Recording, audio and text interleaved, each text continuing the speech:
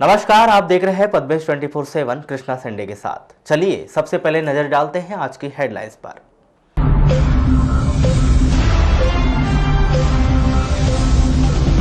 नवजात की हत्यारी मां को आजीवन कारावास, पुत्र की चाह में बेटी की थी हत्या। बेरोजगारों को शासकीय नौकरी लगाने के नाम पर ठगी करने का आरोपी 16 साल बाद हुआ गिरफ्तार। खनिज मंत्री प्रदीप जायसवाल ने लगाए भाजपा शासन पर गंभीर आरोप, कहा कमलनाथ सरकार खत्म कर रही है प्रदेश में माफिया राज। 5वीं और 8वीं बोर्ड परीक्षा का टाइम टेबल जारी, 10वीं और 12वीं के साथ कराई जाएगी परीक्षा। जल्द होगी नगरीय निकाय में प्रशासक की नियुक्ति, खनिज मंत्री प्रदीप जायसवाल ने दी जानकारी। और जिले में पहली बार होगा 32 ग्राम पंचायतों में चुनाव, आरक्षण प्रक्रिया के लिए अधिकारियों को दिया गया प्रशिक्षण। बढ़ते हैं खबरों की ओर। मध्य प्रदेश ही नहीं पूरे भारतवर्ष में बेटी बचाओ बेटी पढ़ाओ में बालाघाट जिला भले ही अग्रणी हो, लेकिन आज भी जिले के भीतर पुत्र मोह कम होता दिखाई नहीं दे रहा है। ऐसे ही पुत्रों की चाह में वारासिनी तहसील के कायदी निवासी राखी उर्फ राजवंती ने कुमाता होकर 21 जुलाई 2016 को अपने ही नवजात 26 दिन की बेटी को पानी में डुबोकर हत्या कर दी थी, जिस पर 24 जनवरी को द्वितीय अपर जिला एवं सत्र न्यायाधीश मनोज कुमार की अदालत ने दोषी मां राजवंती को आजीवन कारावास की सजा सुनाई। 26 दिन की नवजात बालिका की मौत के मामले में, हत्या के मामले में उसकी मां आज सिद्ध दोष कर दी गई है।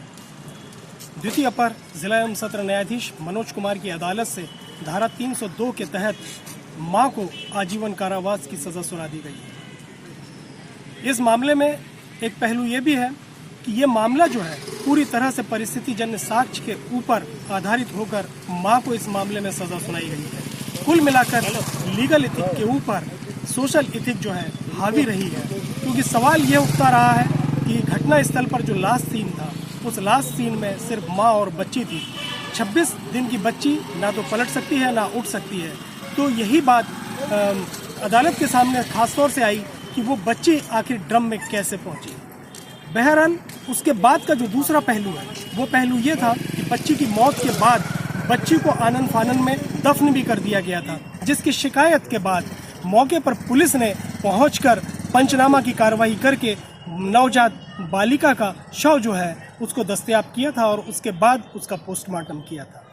इस प्रकार अभियोजन ने आज एक मातृहंता मां को सजा दिलाने में एक बड़ी कामयाबी हासिल की है। कैमरा पर्सन सागर देवगढ़ के साथ जाहिद हुसैन, वारासिनी, पद्मेश न्यूज। आपको बता दें कि मां ने बेटी की हत्या कर दी और परिजनों ने उसे सामान्य मौत समझकर कब्र खोदकर गाड़ दिया, लेकिन मुखबिर से मिली सूचना के आधार पर पुलिस ने कब्र खोदी और नवजात के शव का पोस्टमार्टम किया, जिसमें खुलासा हुआ कि नवजात बच्ची की मौत दम घुटने और पानी में डूबने से हुई। राखी उर्फ राजेश्वरी के परिवार में उसके 2 बच्चियां और एक छोटी तीसरी बच्ची थी, और घटना दिनांक को उसके परिवार में वो तीनों बच्चियों के अलावा और माँ के अलावा कोई दूसरा सदस्य नहीं था।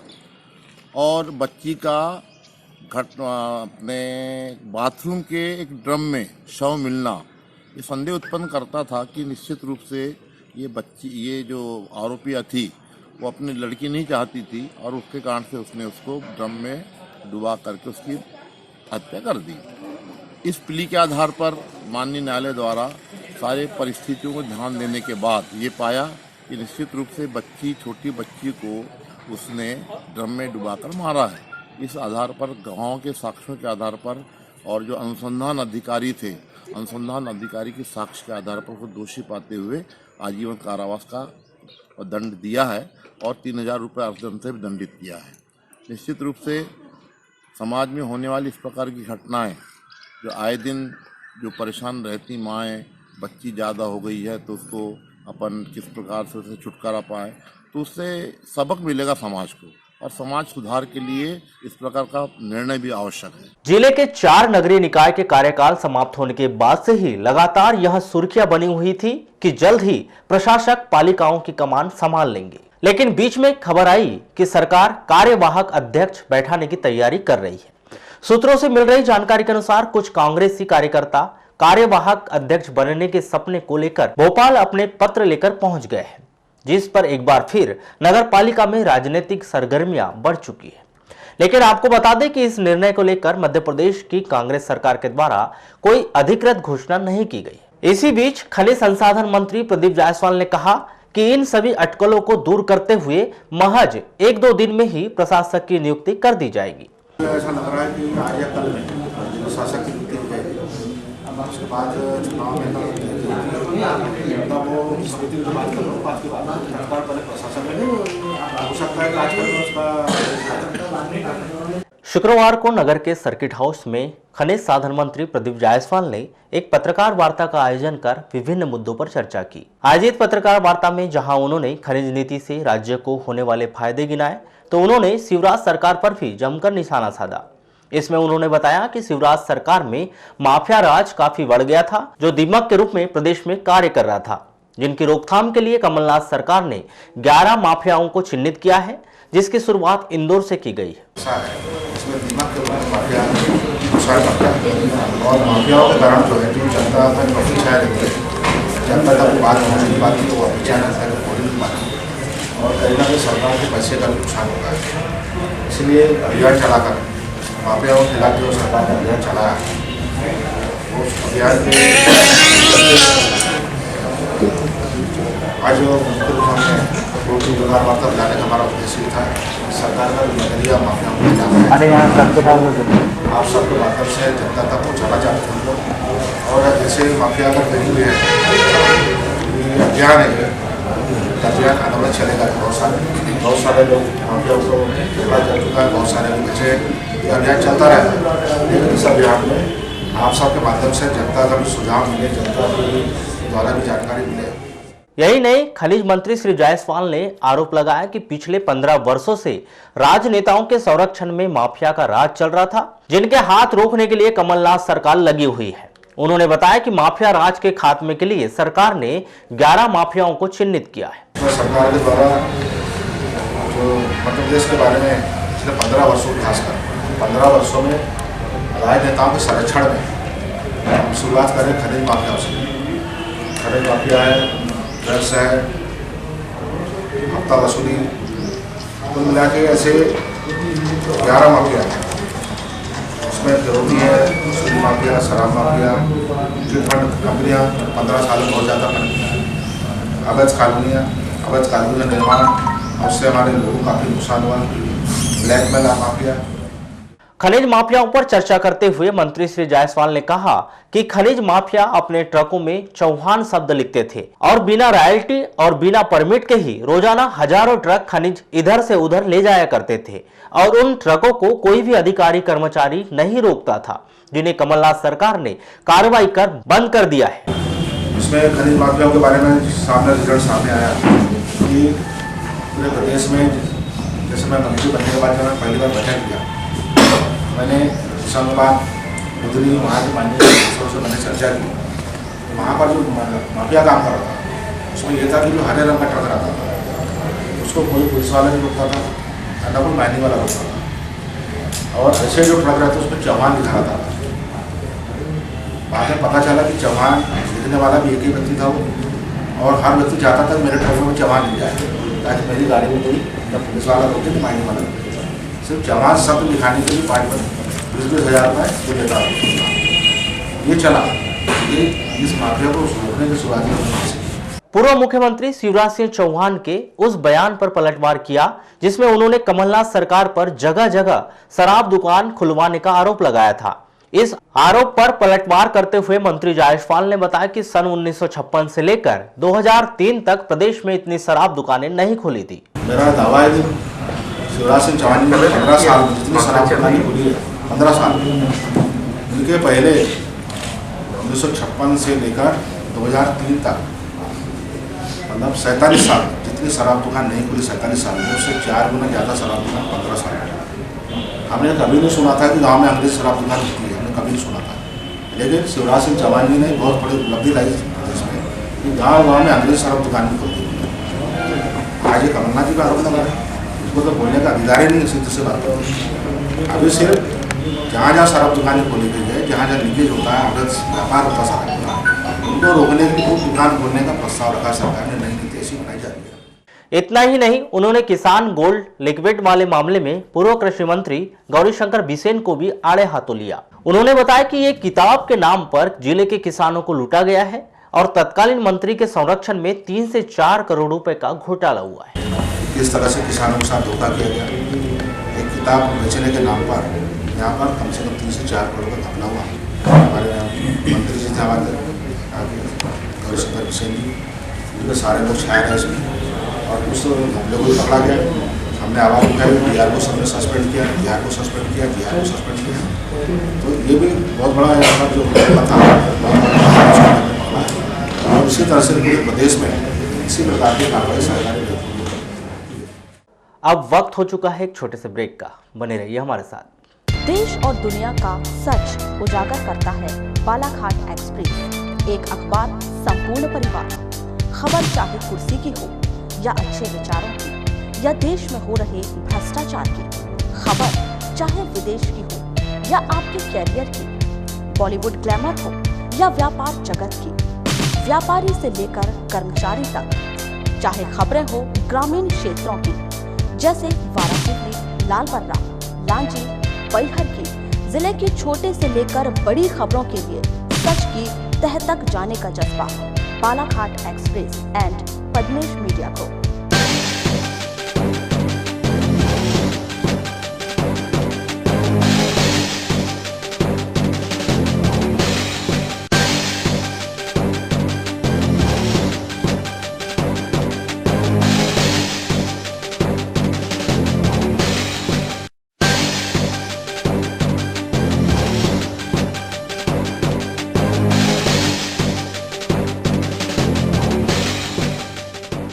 ब्रेक के बाद एक बार फिर आपका स्वागत है। बढ़ते हैं खबरों की ओर। त्रिस्तरीय पंचायत चुनाव से पहले जनसंख्या के आधार पर किए गए परिसीमन के अनुसार जिले के भीतर 32 नई पंचायत का गठन हुआ है। इन पंचायतों में पहली बार चुनाव की प्रक्रिया करवाई जाएगी। वर्ष 2011 की जनगणना और पंचायती राज अधिनियम के तहत जिले के भीतर परिसीमन प्रक्रिया के तहत बैहर जनपद पंचायत को छोड़कर सभी 9 जनपद पंचायत में ग्राम पंचायतों की संख्या में बढ़ोतरी हुई है। जिले के भीतर अब तक 690 ग्राम पंचायत हुआ करती थी। परिसीमन के बाद 32 पंचायत बढ़ने से ग्राम पंचायतों की संख्या 722 हो गई है। वर्तमान समय में जिला जनपदवार ग्राम पंचायतों की संख्या कुछ इस प्रकार हो गई है। बालाघाट में 86 के स्थान पर 80 पंचायत, किरनापुर में 83 पंचायत के स्थान पर 87, लांजी में 77 पंचायत के स्थान पर 81 पंचायत, बालाघाट में 76 के स्थान पर 80 पंचायत, किरनापुर में 83 पंचायत के स्थान पर 87, लांजी में 77 पंचायत के स्थान पर 81 पंचायत, वारासिवनी में 60 पंचायत के स्थान पर 64 पंचायत, खैरलांजी में 62 स्थान पर 65 पंचायत, लालबर्रा में 77 पंचायत के स्थान पर 1 पंचायत बढ़कर 78 पंचायत हो गई है। बिरसा में सबसे अधिक 62 पंचायत के स्थान पर 69 पंचायत, कटंगी में 81 के स्थान पर 82 पंचायत और परसवाड़ा में 58 के स्थान पर 2 पंचायत बढ़कर 7 पंचायत हो गई है। अखिल भारतीय विद्यार्थी परिषद द्वारा जिला कार्यकारिणी का गठन करते हुए सुमित भगत को जिला संयोजक का प्रभार दिया गया है। पद्मेश न्यूज से चर्चा के दौरान सुमित भगत ने बताया कि कॉलेज में छात्रों को होने वाली परेशानियों को दूर रखने का विशेष ध्यान रखा जाएगा। अखिल भारतीय विद्यार्थी परिषद जिला बालाघाट की जिला संयोजक का दायित्व मुझे मिला है और ये प्रांत अधिवेशन जो 52वां प्रांत अधिवेशन अपने सागर में संपन्न हुआ है, प्रांत संगठन मंत्री द्वारा ये दायित्व हमें प्रदान किया गया। क्या प्राथमिकता रहेगी आपकी? जिले में बेहतर काम करना है और संगठन को मजबूत करना है। शहर की जटाशंकर त्रिवेदी महाविद्यालय में विधि संकाय LLB क्लास पढ़ाने के लिए नए प्रोफेसर तो मिल गए, लेकिन अभी नए भवन के लिए थोड़ा इंतजार करना पड़ेगा। आपको बता दें कि बीते 10 वर्षों पूर्व जटाशंकर त्रिवेदी महाविद्यालय द्वारा LLB कॉलेज का निर्माण शहर के पॉलिटेक्निक कॉलेज परिसर के सामने किया गया, लेकिन नियमित प्रोफेसर नहीं होने की वजह से यह भवन वर्षों तक खुला नहीं। समय के साथ साथ LLB कॉलेज के लिए भवन छोटा भी हो गया। इसे देखते हुए नए भवन बनाने का प्लान तैयार किया जा रहा है। वो जो भवन निर्मित हुआ है उसमें हॉस्टल के बच्चे, स्पोर्ट्स वहाँ पे है, टेबल टेनिस रखी है, पढ़ने के लिए लाइब्रेरी जैसा है, रीडिंग रूम है, तो उसके लिए उसका उपयोग हो रहा है। अभी हमारे पास जो नए फंड्स आने हैं उसमें वहाँ हम लोग टॉयलेट वहाँ प्रस्तावित किए हैं, तो टॉयलेट बन जाएगा तो वो बच्चों के रहने के काम आएगा। सर विधि महाविद्यालय खोलने की भी प्रयास किए जा रहे हैं सर, क्या जगह? नहीं, शासन से विधि महाविद्यालय के लिए ज़मीन की बात की गई तो हम लोगों ने अपना आवेदन प्रस्तुत किया है, तो एक विधि महाविद्यालय ही खोला जाना है बालाघाट में, इसकी प्रक्रिया दी है। कहाँ खोलने? ये जो है आपका वारासुनी रोड पे जो सरदार पटेल के पहले मंदिर है, एक बड़ा हनुमान मंदिर, उसके पहले वाली जगह को चिन्हित किया गया है। सर अभी असिस्टेंट प्रोफेसर की नियुक्ति हुई है, उसमें सर विधि संगीत प्रोफेसर नहीं, उसमें 2 लोगों की हुई थी तो एक व्यक्ति ने ज्वाइन किया है, पर वो अभी पढ़ाएगा पीजी कॉलेज में। पीजी कॉलेज में संकाय चल रहा है, उनकी लाइब्रेरी है, उनका मूड कोर्ट है, तो विधि संकाय के रूप में चल रहा है, विधि महाविद्यालय नया खोला जा रहा है। शासन के द्वारा जिला अस्पताल की व्यवस्थाओं के सुधार के साथ संविदा तौर पर चिकित्सकों की पद स्थापना की गई, लेकिन इसके बावजूद जिला अस्पताल में अभी भी चिकित्सकों की काफ़ी कमी है। वहीं चर्म रोग विशेषज्ञ ना होने के कारण मरीजों को काफ़ी दिक्कतों का सामना करना पड़ेगा। वहीं इस मामले में दूरभाष पर चर्चा के दौरान CMHO RC पनिका ने कहा कि शासन के निर्देश के तहत संविदा आधार पर चिकित्सकों की पदस्थापना की गई थी, लेकिन वर्तमान में जिला अस्पताल में चर्म रोग विशेषज्ञ की कमी है और यह भर्ती स्वास्थ्य विभाग के द्वारा ही की जानी है। विकल्प तलाशा जा रहा है, व्यवस्था होने पर मरीजों को लाभ मिलेगा। मेरी उम्र में ये स्किन प्रॉब्लम है, मगर वहाँ पर स्किन के डॉक्टर भी है नहीं बोलते हैं। अच्छा। और मुझे लौट के आना पड़ता है। अच्छा, कब से प्रॉब्लम है ये? 2009 से प्रॉब्लम है। अच्छा। मैं 50 बार अनेक बार चले गया हूँ वहाँ, मगर उसका इलाज ही नहीं हो पाता। अच्छा, कैसे हो गया था ये मेरे को थोड़ा सा कांटा चुभ गया था। अच्छा। कांटा चुभ गया था, मैंने आंकड़े का दूध लगा दिया उसमें। अच्छा। उससे इतना ये चमड़ी ही मरक हो गई। अच्छा, कब से दिक्कत है? 2009 से। अच्छा, क्या लगता है जिला अस्पताल में जैसे काफ़ी चिकित्सकों की कमी है, तो किस प्रकार की व्यवस्था होनी चाहिए? जिले का अस्पताल है सर, मेरे पास पैसा है नहीं, मैं सिर्फ सेवा करता हूँ भगवान जी की, उसी से जो मिल गया अपना जीवन चल रहा है। और असाटी वैश्य समाज समिति के बैनर तले नगर के सिंधु भवन में आज स्वास्थ्य शिविर का समारोह पूर्वक आयोजन किया गया। इस शिविर में जबलपुर एवं अन्य जिले से आए चिकित्सकों के द्वारा मरीजों का निःशुल्क उपचार किया गया। इस कार्यक्रम में प्रमुख अतिथि के तौर पर खनिज मंत्री प्रदीप जायसवाल, राजेश पाठक, भीम फुलसुंगे सहित अन्य वरिष्ठ पदाधिकारी मौजूद रहे। इस दौरान अतिथियों को स्मृति चिन्ह देकर स्वागत किया गया। खनिज मंत्री श्री जायसवाल ने कहा कि इस प्रकार के आयोजन जिले भर में किए जाने चाहिए, क्योंकि जन सेवा से पूजा पाठ से ज्यादा तो मानसिक सुख मिलता है। वहीं सामाजिक कार्यकर्ता राजेश पाठक ने क्या कहा, आइए जानते हैं। साथियों, ये जो कार्यक्रम है ये बीच बीच में सभी सामाजिक संगठनों द्वारा लगातार होता रहना चाहिए। प्रयास होता है कि सभी जगह हो, और बालाघाट में हो, वाराणसी में हो, वहाँ तक तो ठीक है। यहाँ तक कि कई बार जो हमारा ग्रामीण चल आता है, जहाँ अच्छे बड़े बाजार लगते हैं, ऐसे बाजार में अंदर गांव के अंदर भी इस प्रकार के शिविर का आयोजन होना चाहिए। और इससे जहाँ लोगों को स्वास्थ्य लाभ मिलता है, लोगों को कुछ स्वास्थ्य के प्रति जागरूकता बढ़ती है और तत्कालिक उनको लाभ मिलता है। जो अन्य कारणों से कई बार तो बीमार है, समझ में आता है, लेकिन साथ में कोई ले जाने वाला नहीं हॉस्पिटल, कई बार स्थिति ये भी रहती है, कई बार जेब में पैसा नहीं है। इन सब चीज़ों को हटाकर इस शिविर को लाभ पहुँचाता है। और साथ ही हम जो काम करते हैं, इससे हमको अंदर से जो मानसिक सुकून मिलता है, उसकी तो आप कल्पना नहीं कर सकते कि वो उसकी कोई कीमत नहीं। जो वास्तव में आज जरूरत किसी क्षेत्र में काम करने की है तो सबसे महत्वपूर्ण 2 क्षेत्र हैं, एक शिक्षा का क्षेत्र और दूसरा स्वास्थ्य का क्षेत्र। स्वास्थ्य के क्षेत्र में जिस तरह से 24 जनवरी को यह कार्यक्रम असाटी समाज द्वारा विगत वर्षों से लगातार नर की सेवा नारायण सेवा होती है और उसमें बहुत जरूरत होती है, जरूरतमंद लोग उपस्थित होते हैं।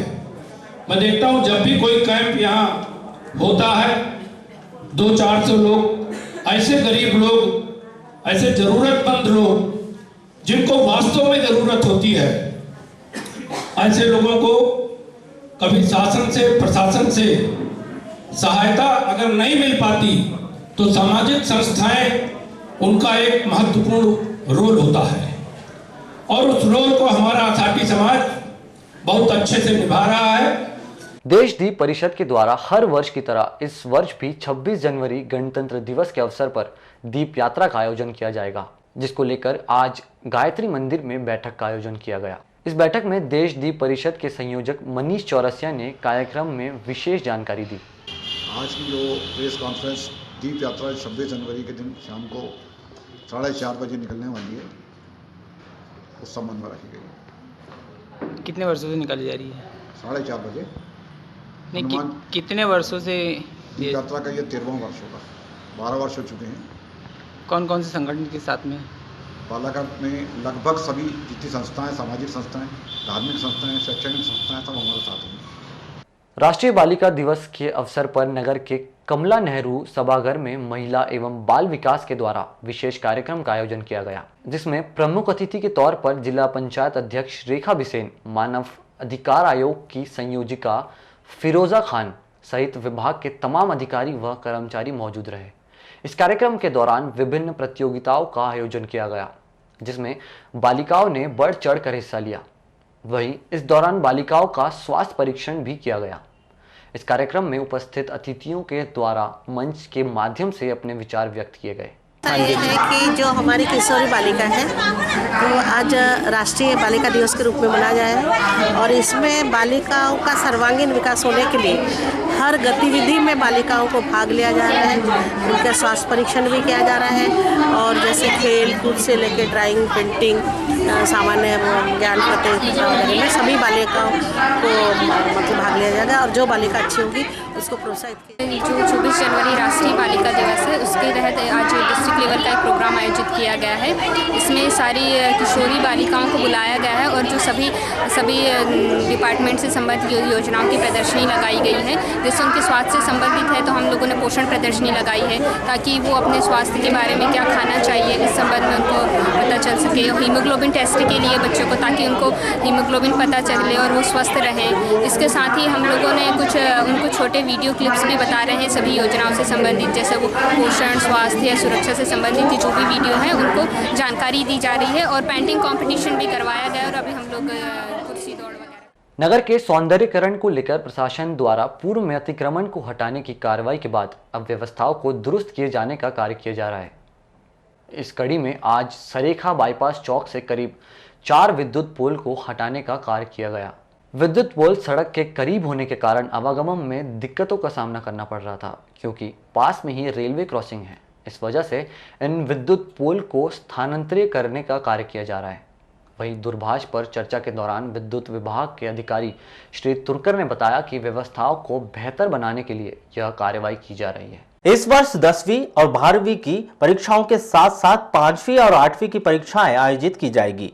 यह परीक्षाएं मार्च के पहले पखवाड़े से शुरू होकर आखिरी सप्ताह तक चलेगी। पद्मे से दूरभाष पर चर्चा के दौरान जिला शिक्षा अधिकारी आर.के. लटारे ने बताया कि 5वीं 8वीं बोर्ड की परीक्षा 4 मार्च से शुरू होगी, जो 26 मार्च तक आयोजित होगी।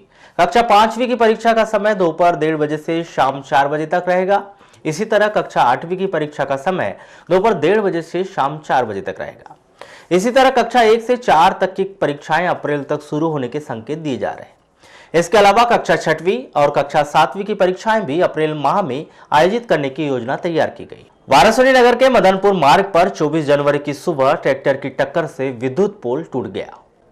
प्राप्त जानकारी के अनुसार ग्राम पंचायत मदनपुर निवासी राजाराम राहंडाले के खेत में मुरुम खुदाई का कार्य जारी है, जिसका परिवहन ट्रैक्टर के द्वारा अन्य स्थान पर किया जा रहा है। इसी दौरान सुबह करीब 11 बजे मदनपुर से वाराणसी की ओर आ रहे ट्रैक्टर ने मदनपुर और वाराणसी के मध्य मार्ग के किनारे स्थित विद्युत पोल को टक्कर मारकर क्षतिग्रस्त कर दिया। यह टक्कर इतनी भीषण थी कि पोल टूटकर बाजू में गिर गया।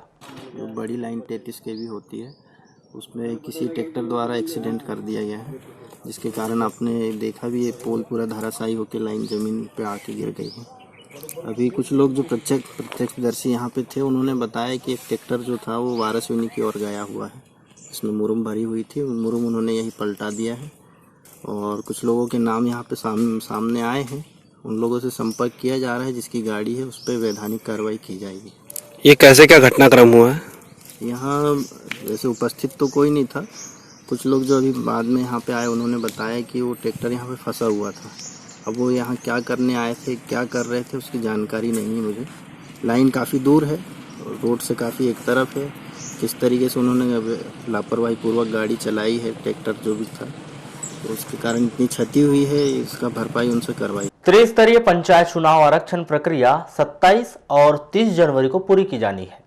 उसके पहले जिले भर के अधिकारियों को जिला पंचायत में 24 जनवरी को प्रशिक्षण दिया गया। जिला पंचायत प्रकोष्ठ के परियोजना अधिकारी विकास रघुवंशी ने बताया कि जिले भर के पंचायत स्तर और प्रशासनिक स्तर के अधिकारियों को आरक्षण के विषय में बारीकी से जानकारी दी गई।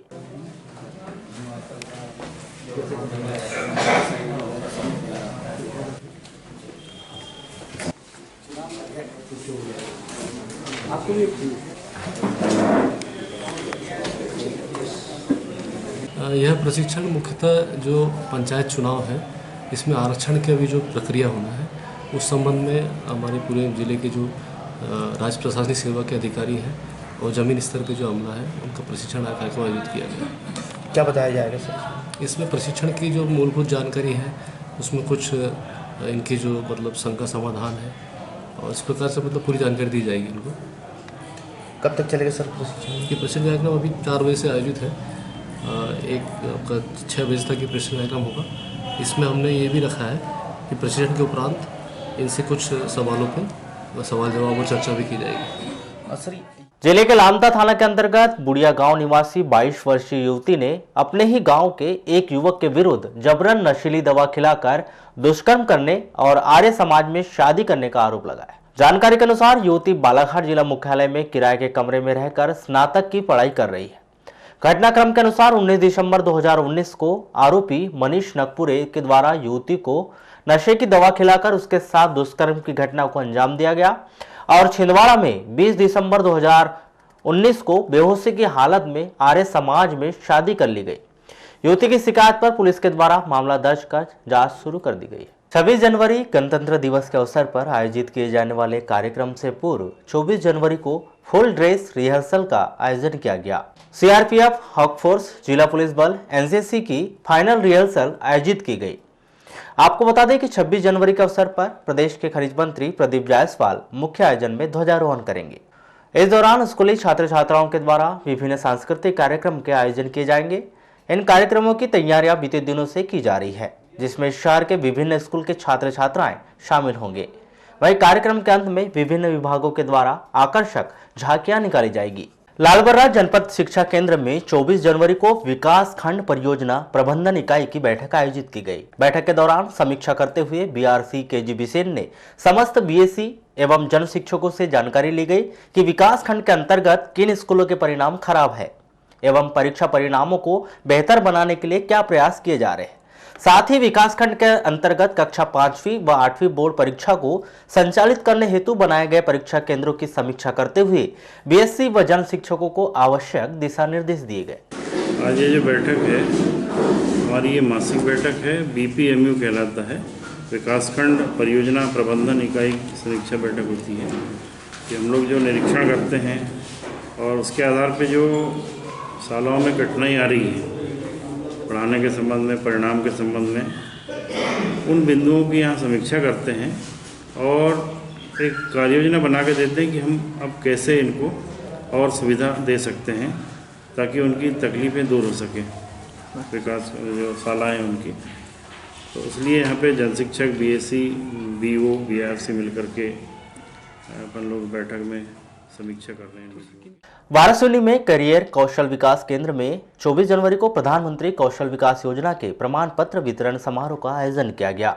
यह कार्यक्रम बालाघाट सिवनी लोकसभा सांसद ढाल सिंह बिसेन के मुख्य आतिथ्य, संचालक निरंजन बिसेन, छगन हनवत, गौरव सिंह पारदी, अजय बिसेन के विशेष आतिथ्य में कार्यक्रम प्रारंभ किया गया, जिसमें भारत सरकार के प्रधानमंत्री कौशल विकास योजना के अंतर्गत कैरियर कौशल विकास केंद्र वाराणसी में प्रशिक्षण प्राप्त करने वाले प्रशिक्षणार्थियों को प्रमाण पत्र का वितरण सांसद श्री बिसेन के हस्ते किया गया।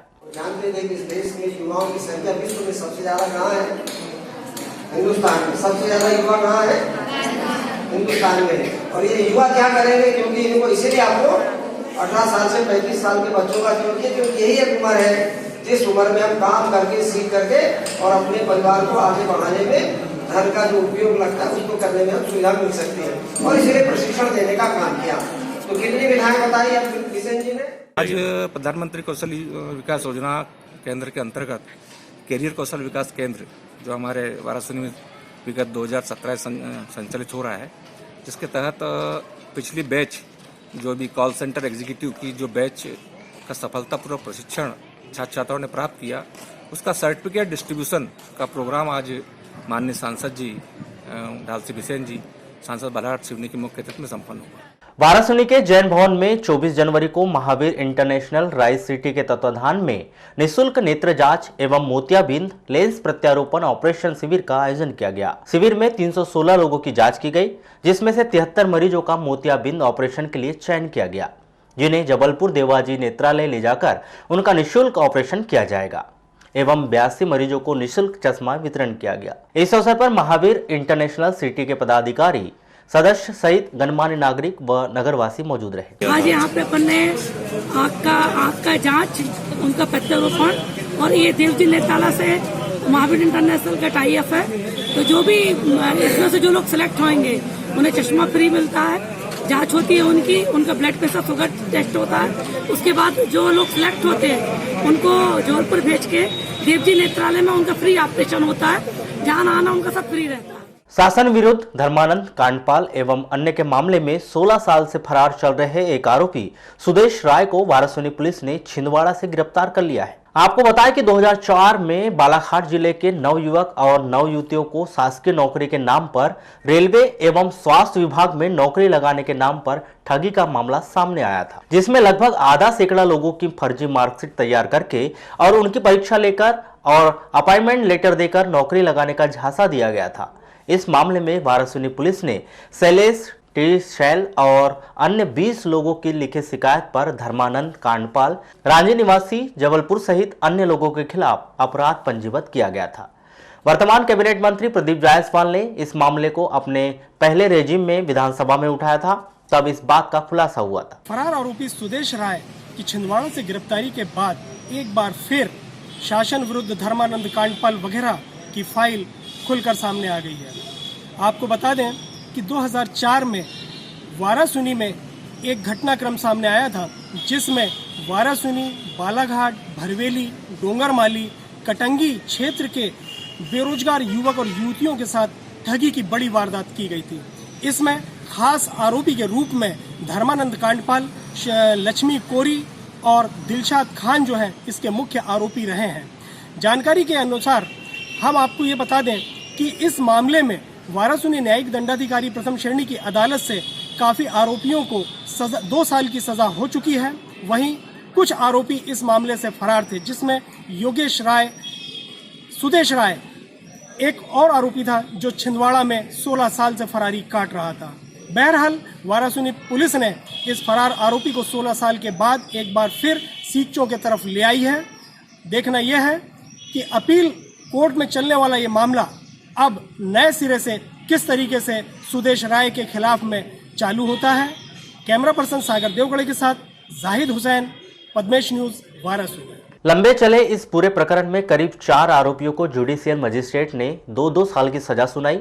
सजायाफ्ता आरोपी जमानत पर है, जिन्होंने इस मामले की अपील की है, जो अपर सत्र न्यायाधीश वाराणसी की अदालत में लंबित है। 16 साल पुराने मामले में पुलिस ने फरार आरोपी सुदेश राय को गिरफ्तार कर न्यायालय में पेश किया, जहां से उसे न्यायिक अभिरक्षा में जेल वारंट पर भेज दिया गया है। 5 आरोपी थे। ये 2004 का मेरे को लगता है मध्य प्रदेश के चर्चित मामलों में शामिल था, जिसमें उक्त आरोपियों द्वारा फर्जी नियुक्ति पत्र बनाकर, फर्जी सील साइन लगाकर लोगों को नियुक्ति का झांसा दिया गया था स्वास्थ्य विभाग में एवं अन्य विभागों में, जिसमें कुल 15 लाख रुपए के आसपास की राशि का पता चला था, जो इनने पीड़ितों से प्राप्त की थी। उक्त मामले में 5 आरोपी थे, जिनमें से 4 आरोपियों का ट्रायल भी चला और उसके अंदर सजा भी डिसाइड हो गई थी। एक आरोपी 2004 से सुदेश राय निरंतर फरार चल रहा था। जब मैंने थाना संभाला था उसके बाद से निरंतर हम लोग प्रयास कर रहे थे कि थाने में जो भी लंबित अपराध है, 173(8) में लंबित हो, चाहे 399 402 में लंबित हो, उक्त अपराधों का निकाल किया जाए। चलते चलते एक नजर आज के हेडलाइंस पर एक बार फिर।